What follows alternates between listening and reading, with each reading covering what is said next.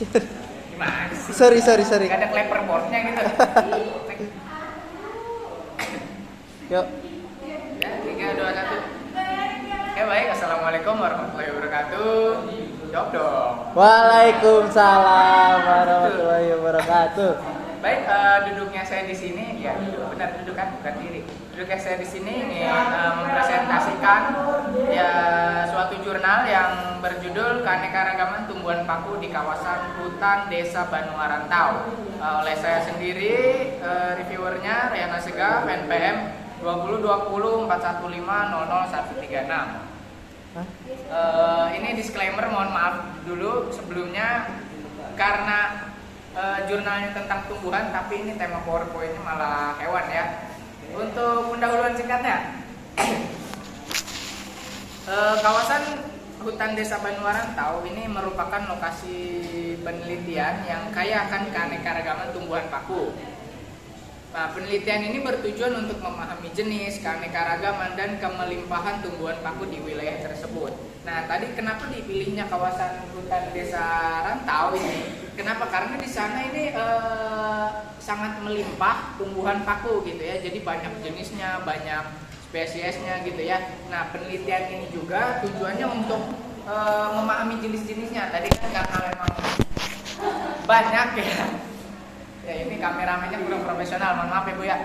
Ini karena memang tadi dijelaskan di kawasan tersebut itu spesiesnya banyak, jenisnya banyak, maka daripada itu tujuannya yaitu untuk memahami jenisnya dan keanekaragamannya gitu ya, serta kemelimpahan tumbuhan pakunya di wilayah tersebut. Gitu. Nah, untuk tujuan penelitiannya tadi, tujuan penelitian ini adalah untuk mengidentifikasi gitu dan menganalisis keanekaragaman serta kemelimpahan tumbuhan paku di kawasan hutan desa Banua Rantau. Lalu juga metode penelitian yang digunakan di sini menggunakan metode deskriptif dengan teknik observasi dan pengambilan sampel. Jadi penelitian ini kenapa menggunakan metode deskriptif, karena memang untuk mendeskripsikan tadi ya berbagai macam jenisnya. Karena tadi nanti dijelaskan ada berbagai macam spesies yang ditemukan gitu ya, dengan teknik observasi. Jadi observasi secara langsung untuk mengambil data primer di lokasi dan pengambilan sampel ya, pengambilan sampel itu. Nah, dilaksanakannya ini selama kurun waktu kurang lebih 3 bulan di kawasan hutan desa Banua Rantau. Lalu juga untuk hasil penelitian di sini langsung dijabarkan gitu ya. Nanti saya jabarkan untuk hasil penelitian di sini. Jumlah jenisnya di sini terdapat 13 jenis tumbuhan paku yang berbeda-beda ya, yang ditemukan di kawasan hutan desa Banua Rantau. Nah, untuk lebih lengkapnya di sini bisa kita lihat di jurnal yang sudah saya sertakan. Di sini ada 13 antara lain. Ini nama spesiesnya Microsorhum fortunae atau nama lokalnya paku simbar pedang. Lalu juga yang kedua Lygodium circinatum, yaitu paku hata. Ada Drinaria sparcisora, paku layangan. Ada paku hurang, ada paku duduitan. Nah, ini paku duduitan. Ada paku harupat, ada paku tertutup, paku pohon, paku payung nggak ada Mas, mohon maaf. Paku sisik naga, paku bening, paku kidang, suplir besar, dan terakhir ada Gleissenia linearis, yaitu paku rasam. Nah, di sini ditemukan 13 jenis tumbuhan paku yang berbeda. Lalu juga untuk keanekaragamannya. Nah, karena tadi ada 13 jenis, tentu sangat beraneka ragam bukan? Nah, keanekaragaman tumbuhan paku di kawasan ini, di kawasan tersebut itu termasuk dalam kategori sedang dengan indeks keragaman keanekaragaman yaitu dalam hitungan H yaitu sebesar 2,24, yaitu keanekaragamannya sedang, jadi nggak tinggi nggak rendah gitu. Untuk kemelimpahan, jadi spesies atau jenis yang paling banyak ditemukan itu salah satunya yaitu tumbuhan paku yang bernama Nephrolepis biserata, yaitu memiliki kemelimpahan tertinggi ya. Jadi paling banyak ditemukan dengan jumlah individu, dengan jumlah pohon pakunya, itu tumbuhan pakunya itu ada sekitar 296 ya, hampir menyentuh angka 300 ini. Sedangkan Microsorhum fortunae itu memiliki kemelimpahan yang paling rendah atau yang paling sedikit gitu ya, dengan jumlah individu cuma 15 biji aja, 15 ya, 15 tumbuhan paku.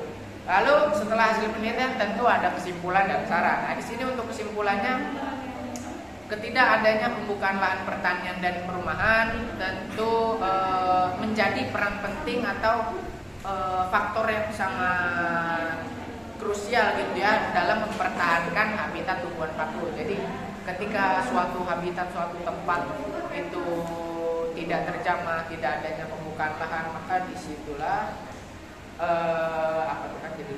maka disitulah menjadi sumber apa bahasanya ya, sumber atau menjadi peran penting untuk mempertahankan habitat tumbuhan paku tersebut. Nah, untuk saran di sini ada 3 jenis, yaitu untuk pemetaan dan monitoring, lalu juga ada untuk studi ekologi, dan yang terakhir ada pengaruh manusia atau pengaruh untuk kita semua. Nah, di sini tadi ada 3 saran, bisa saya jabarkan di sini. Untuk yang pertama, pemetaan dan monitoring. Di sini ketika melakukan pemetaan untuk lebih lanjut dan monitoring terhadap populasi tumbuhan paku serta perubahan lingkungan dapat memberikan informasi yang lebih lengkap. Jadi ketika tumbuhan paku ini kita petakan dan kita monitoring, tentunya akan menghasilkan informasi yang lebih lengkap lagi untuk kedepannya. Lalu yang nomor 2 di sini ada studi ekologi. Melakukan studi ekologi lebih mendalam secara lebih detail lagi untuk memahami antar jenis, pola pertumbuhan dan adaptasi tumbuhan paku terhadap lingkungan sekitar. Lalu untuk pengaruh, kayaknya terlalu dekat ini kameranya. Lalu untuk pengaruh manusia, bagi pengaruh manusia ini ketika kita melakukan penelitian lebih lanjut, tentunya yang terkait dengan aktivitas pengaruh aktivitas manusia dengan tumbuhan paku tersebut, seperti perubahan penggunaan lahan terhadap keanekaragaman dan kemelimpahan tumbuhan paku. Nah, ini dapat menjadi dasar untuk upaya konservasi dan pemeliharaan keanekaragaman hayati di kawasan tersebut. Baik, mungkin cukup sekian dari saya. Terima kasih, thank you, syukron, merci, thank you, gracias. Jika ada yang ingin ditanyakan, boleh silakan diangkat tangannya. Tadi Ya, saya ingin menanyakan ini terkait dengan jurnal ini kan tentang tanaman paku ya, pada intinya. Saya kan selaku masyarakat Indonesia yang memang tinggal di kota gitu ya. Belum, masih daerah Udik sebenarnya, cuman kalau dari segi ini ya masih kabupaten lah, daerah kabupaten. Nah, sebenarnya dari jurnal ini apa sih nanti yang kita bisa terapkan, yang bisa kita ambil gitu. Seperti itu aja sih. Oh, gitu aja. Mungkin bisa langsung saya jawab ya Mas ya. Terkait pertanyaan Masnya, ini apa yang bisa diambil? Tentunya tadi jika kita tilik dari kesimpulan dan saran ya. Dari kesimpulan ini atau saran, intinya di sini ada 3 faktor ya. Ada 3 faktor tadi. Untuk yang pertama, untuk monitoring atau pemetaan. Ketika kita selesai memetakan tumbuhan paku di lokasi tersebut, tentunya akan menambah informasi lebih lanjut tentang tumbuhan paku di kawasan tersebut.